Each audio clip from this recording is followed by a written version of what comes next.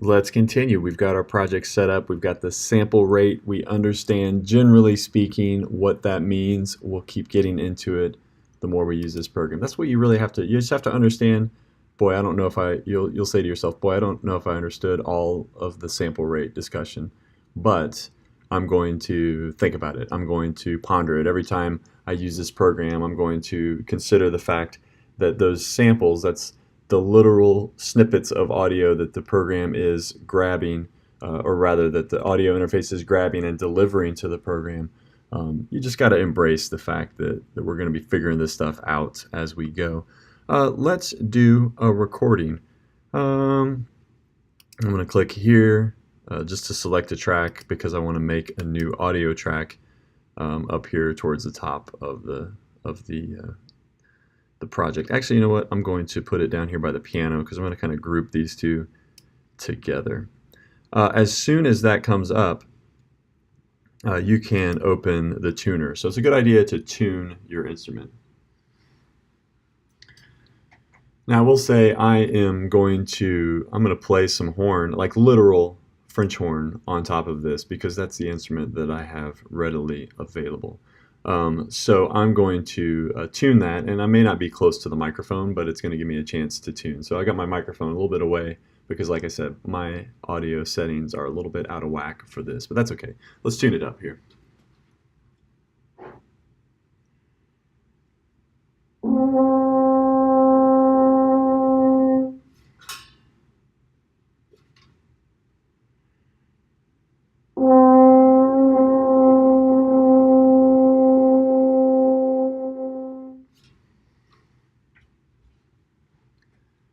Okay, did you think we were going to put down a French horn track today? I didn't, Bizarre idea, Crazy concept. Well, why don't I do this? Why don't I control click on this icon? And why don't I click on my Winds button? And why don't I click French horn? There we go. I've got something that makes me excited to play horn. Now I'm going to double click in here, and I'm going to type horn in there as well. Here's our metronome. When we want to get into metronome settings, we can right click on that and we can choose metronome settings, which we could get into changing some of the sound. Sometimes the sound maybe doesn't play as loud as you would want. You can make some adjustments. You could look into maybe you don't like the fact that there's a high note and a low note. That's the polyphonic clicks. As whatever the case may be, you can change the settings by control clicking in there. I'm going to go ahead and turn it off because, again, my sound situation is not really working as well as I would hope. So I'm going to do the same kind of thing over here. So I'm going to click and hold, and I'm going to open up recording settings. Right here I can see the count in.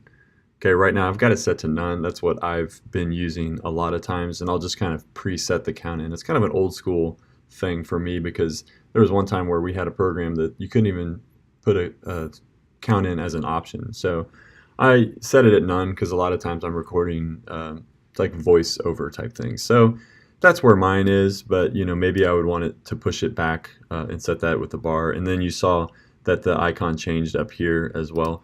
So recording settings, you can click and hold to access those there. We could also get up into record drop-down menu, and we could choose our count in from up here, and we could choose the meter, I suppose, there. I've never chosen one of those. I'm not certain. And then you can access the metronome settings there. So there's always multiple ways to access these.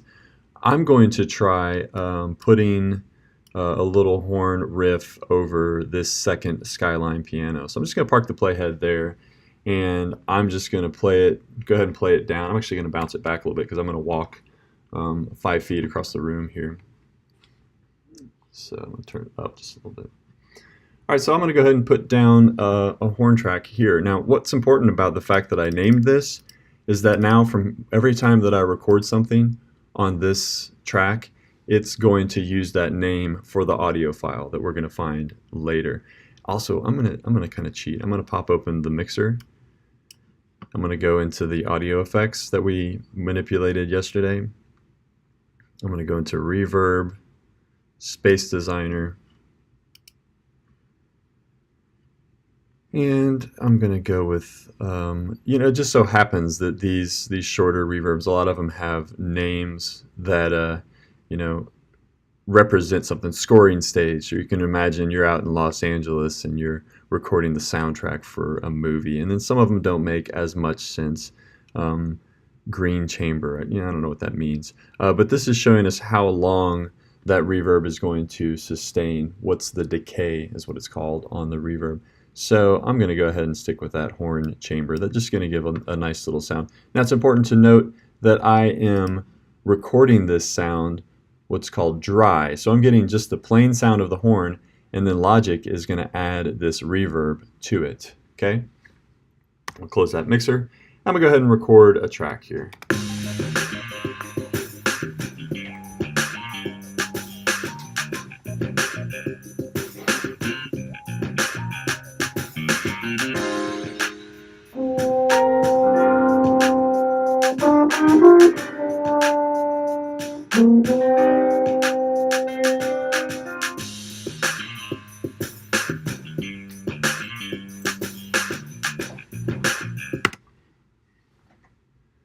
Okay, well that was what it was.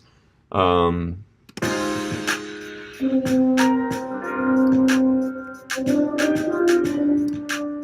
that's too much reverb for me. Okay, now what's brilliant about Logic is that I say, okay, you know what?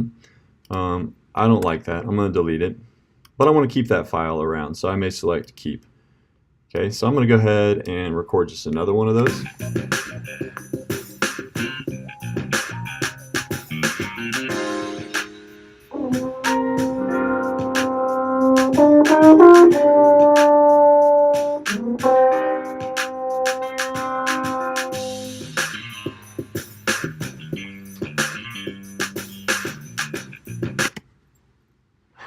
Okay, that was better.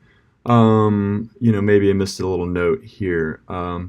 Here's another thing that's nice about Logic. So we deleted a file, but we're not going to get rid of it. If I want to, the whole process of recording is about getting the content in there and deciding whether or not you're happy with it. So, okay, I got a little French horn fuzzy note at 6:40 in the morning. Okay, so we're getting that in there. So the whole process about getting that creative idea in there, and I'm going to use quotes when I say creative, and getting it in there and feeling good about it. So I'm going to record again, and I'm just going to record right over that, okay? Have faith that Logic's going to take care of you, okay? R is the shortcut for recording. So when I hit R,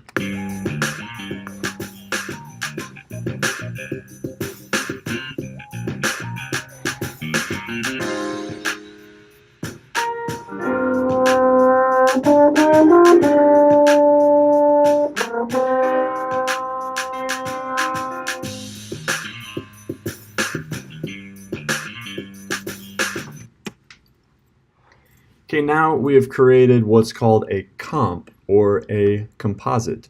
So now we have two different takes that are folded into a take folder, and then if we wanted to, we could piece together one part with another part by selecting them. It's really simple to just click and select different parts, and then Logic will automatically piece those two sections together. So this one here, I started a little later.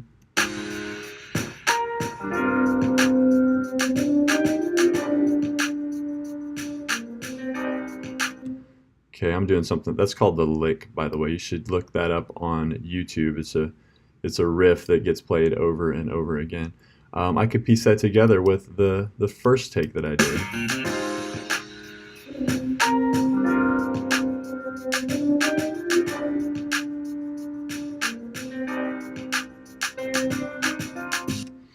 Okay, so that's called a take, and Logic just created a take folder.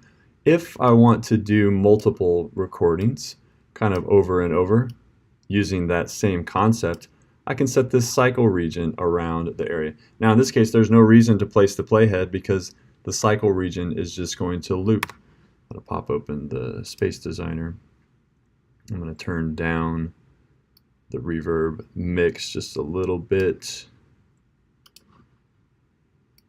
So now I've got the cycle region going, and I'm just going to make takes when I can.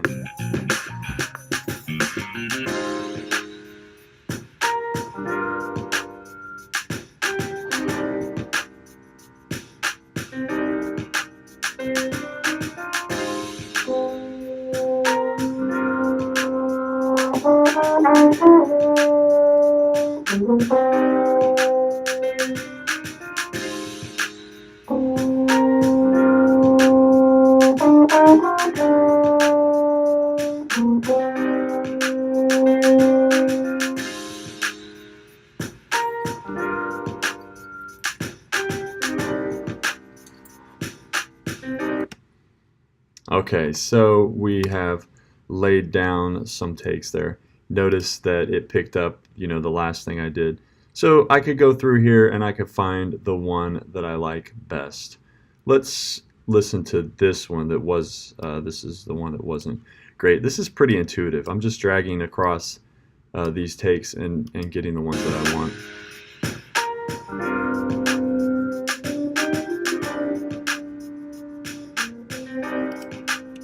Okay, I'm going to switch to this one here then.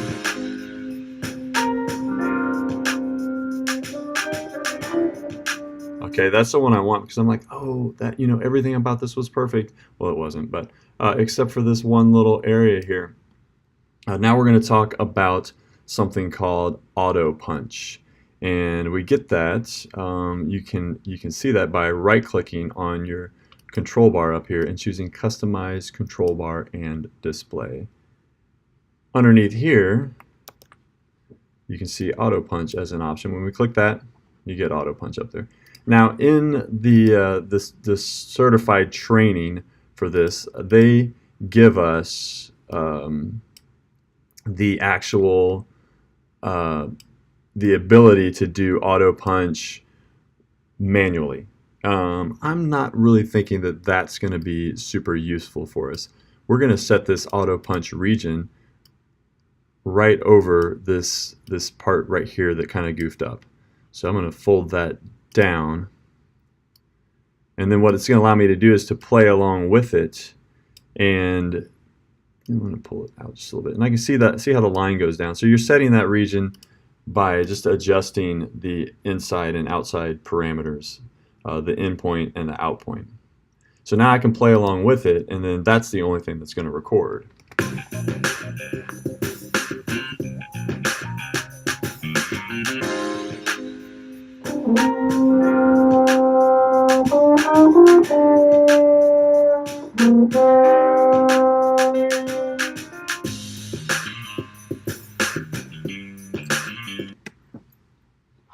Okay, so now it has taken that punch locator and it's put that over the top of it.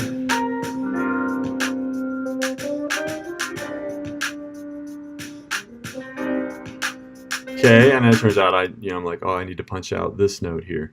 So that's something you can see could be beneficial if you had a solo and you just missed one little section. Well, you don't want to record the whole thing again, and you don't really want to lose your flow and try to just skip into that one particular area. So we can use the auto punch locators. Now we're going to close out with one more, and it's going to be a little bit it's going to be a little bit heavy, but it's, again, we're trying to get ourselves to that professional level. We're going to try to understand. So we're going to bring it back with one more short podcast, screencast, whatever you want to call it, to close this thing out.